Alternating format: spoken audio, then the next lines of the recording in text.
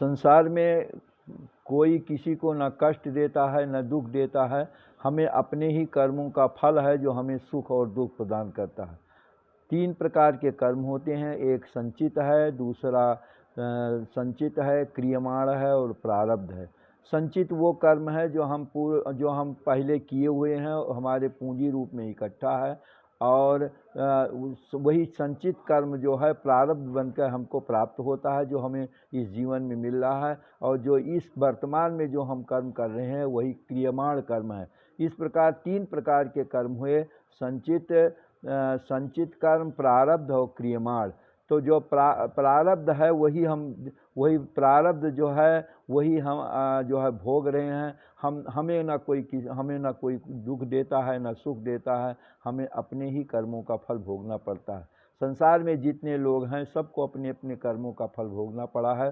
महाराज दशरथ जो है सब वेदी बाण जो चलाया, उसके द्वारा वो बाण श्रवण कुमार को लगा और वो मर गए। उनके माता पिता ने महाराज दशरथ को श्राप दिया कि जैसे पुत्र के वियोग में हम मर रहे हैं, उसी तरह से तुम्हारा भी पुत्र वियोग में मृत्यु होगी।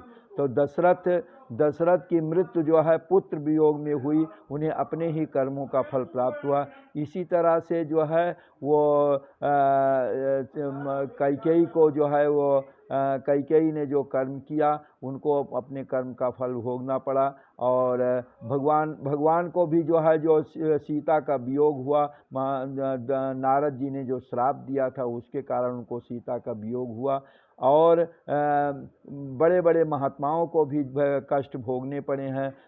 स्वामी रामकृष्ण परमहंस को गले में कैंसर हो गया था, और जो है वो भीष्म पितामह को जो है शरीर में इतने बाण लगे थे कि 1 इंच भी जो है भूमि खाली नहीं थी।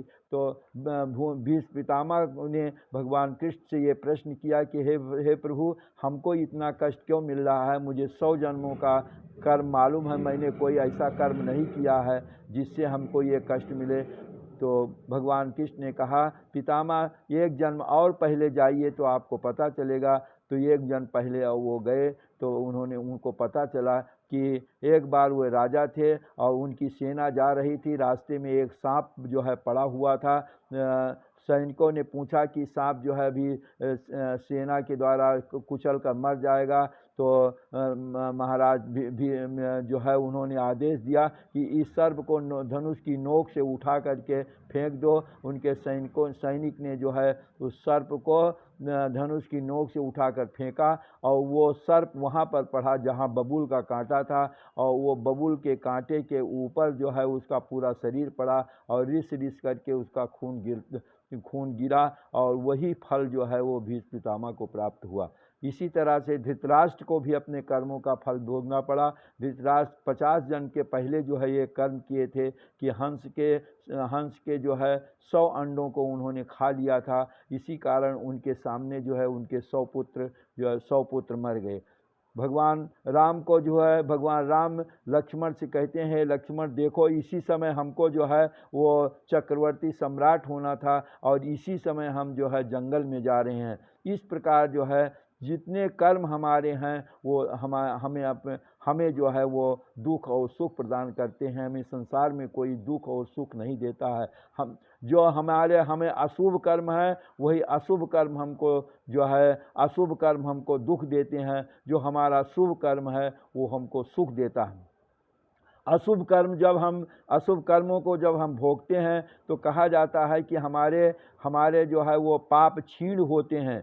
पाप ही हमारा जो है अशुभ कर्म हुआ, और वो समाप्त होता है जब हम शुभ कर्म को सुख को भोगते हैं तो हमारे अच्छे कर्म समाप्त होते हैं। इसलिए अशुभ कर्म जो है हमारे पापों को नष्ट करता है, और शुभ कर्म जो है हमारे पुण्य को नष्ट करता है। इस प्रकार दुख और सुख जो ये एक चक्र की भांति जो है वो चलता रहता है। इसमें मनुष्य को घबराना नहीं चाहिए। जो व्यक्ति भगवान का सहारा लेकर के जो व्यक्ति भगवान का सहारा लेकर, भगवान का अवलंब लेकर के और कर्मों को भोगता है और वो ये देखता है कि भगवान जो है वो सबके मित्र हैं, सुहृदम सर्वभूतानाम, भगवान जो है सबके मित्र हैं, वो किसी को क्यों कष्ट देंगे। जो भगवान हमारे मित्र हैं तो हम कष्ट क्यों देंगे। उनका सारा विधान मंगलमय है। जो कर्म हमको प्राप्त हुआ है हमारे जो है कर्मों का ही फल, जो हमको दुख प्राप्त हुआ है हमारे कर्मों का ही फल है। इसलिए हमें किसी पर दोषारोपण नहीं करना चाहिए। हमें जो है भगवान का सहारा लेकर के, भगवान का मंगल विधान करके सभी जो है अशुभ और अशुभ कर्मों को भोगना चाहिए। और भगवान जो है, जो भगवान में लगे रहते हैं तो भगवान उस कर्म को भोगने की क्षमता प्रदान करते हैं। अवश्यमेव भोक्तव्यम कृतम कर्म शुभाशुभम, हमें अपने द्वारा किया हुआ शुभाशुभ कर्म मुझे अवश्य भोगना पड़ता है। हमें कोई न दुख देता है न सुख देता है। जय श्री राम।